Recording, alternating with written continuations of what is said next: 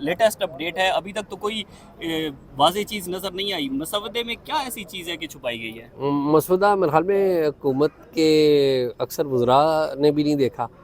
اور ظاہر ہے ابھی شکوار اس کی پروسیڈنگ ہو رہی ہے، تو بہت ساری ایسی چیزیں ہیں جو مسودے میں ہیں، اور ظاہر ہے گورنمنٹ چاہتی ہے کہ انہیں چھپایا جائے،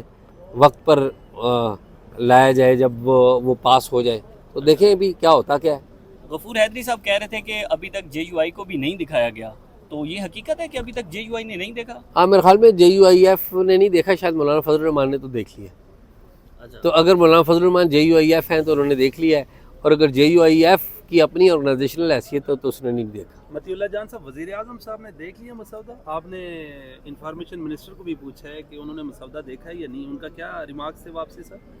دیکھیں، یہ جو موجودہ حالات ہیں اس میں وزیر اعظم نے اگر کوئی مسودہ دیکھا بھی ہے تو اس کا کوئی فائدہ یا نقصان نہیں ہے۔ اصل میں جو آئینی ترمیم کرنے والے ہیں وہ وزیر اعظم تو ہے نہیں، اصل سٹیکس جو ہیں وہ اسٹیبلشمنٹ کے ہیں، حکومت کے نہیں ہیں، اور اصل میں جو آئینی ترمیم یہاں پہ کرنے کی کوشش کی جا رہی ہے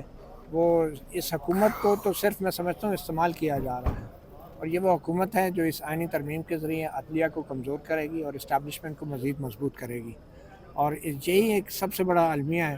کہ سپریم کورٹ نے صرف ایک مخصوص نشستوں کا فیصلہ دے دیا آئین اور قانون کے مطابق، اور اس فیصلے کو پہلے غیر مؤثر کرنے کے لیے ایک ایسی قانون سازی کی گئی جو خود غیر مؤثر ہو گئی 2 دن پہلے جو سپریم کورٹ نے وضاحت جاری کی ہے اس کے بعد۔ تو اب یہ آئینی ترمیم کے ذریعے غصے میں بدلہ لیا جا رہا ہے، اور کوشش یہ ہے کہ جسٹس منصور علی شاہ کو چیف جسٹس نہ بننے دیا جائے، اور میں سمجھتا ہوں کہ یہ بہت نقصان دہ بات ہوگی، اور اتنا خطرناک حملہ تو شاید 3 نومبر 2007 میں جنرل مشرف نے عدلیہ پہ نہیں کیا تھا، جو یہ پارلیمنٹ جو ہے یہ کرنے جا رہی ہے، اور اس پارلیمنٹ کا جو ایک تاریخ ہے اس تاریخ میں اس آئینی ترمیم کے ذریعے ایک اور سیاہ باب کا اضافہ ہوگا۔ آپ سمجھتے ہیں کہ جیسے عمر عطا بندیال صاحب نے 9 اپریل 2022 کو سپریم کورٹ کھولی تھی جب ووٹ آف نو کانفیڈنس کے لیے ووٹنگ نہیں ہو رہی تھی، قاضی صاحب بھی جمہوری آدمی ہیں، آپ نے ان کے لیے تو بڑی آواز اٹھائی تھی جب وہ پرائم منسٹر نے ان کے خلاف یا صدارتی ریفرنس بھیجا تھا عارف الوی صاحب نے، تو آپ سمجھتے ہیں کہ وہ اصول پسند رہیں یا نہیں؟ دیکھیں، چیف جسٹس عمر عطا بندیال نے جو سپریم کورٹ کھلوائی تھی اس کی وجہ یہ تھی کہ جو آئین پاکستان کی جو شکیں تھیں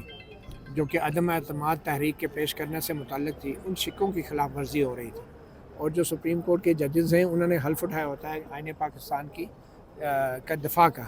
تو واضح طور پہ شکوں کی خلاف ورزی ہو رہی تھی۔ اب یہ جو عمل ہو رہا ہے آئینی ترمیم کا، ابھی تک کسی کو پتہ نہیں ہے کہ یہ مسودہ کیا ہے، اور جب یہ آئینی ترمیم ہو جائے گی تو اس کے بعد پھر سپریم کورٹ یہ دیکھے گی کہ آیا یہ آئینی ترمیم جو ہے آئین میں دیے گئے واضح طریقہ کار کے مطابق ہوئی ہے، اور یہ کیا جائز ووٹوں کے ذریعے ہوئی ہے یا ناجائز ووٹوں کے ذریعے ہوئے ہیں، پارٹی کو توڑ کے ووٹ لیے گئے 63A کی خلاف ورزی میں، یا پھر ایسے لوگوں کی ووٹ شامل کی گئی ہے کہ جو کہ پارٹی کے برخلاف ووٹ تھے، یا پھر کچھ مخصوص نشستیں ان کو حکمران کے پاس آئی ہیں تو ان کی مدد سے کی جو نہیں ان کی بنتی تھی۔ تو میرے خیال میں اگر تو آئین کی شکوں کی خلاف ورزی میں یہ آئینی ترمیم منظور ہوئی ہے تو پھر ڈیفینیٹلی سپریم کورٹ جو ہے ایسی کسی بھی درخواست کے اوپر فل کورٹ میں سمجھتا ہوں بیٹھے گی اور اس کا جائزہ ضرور لے گی۔ تو اتنی جلدی کیوں ہے مطیع اللہ جان صاحب کہ آج ہی رات سارا کام کرنا ہے؟ کل تک کا بھی حکومت شاید ویٹ نہیں کر رہی؟ میرے خیال میں جو چیف الیکشن کمشنر ہیں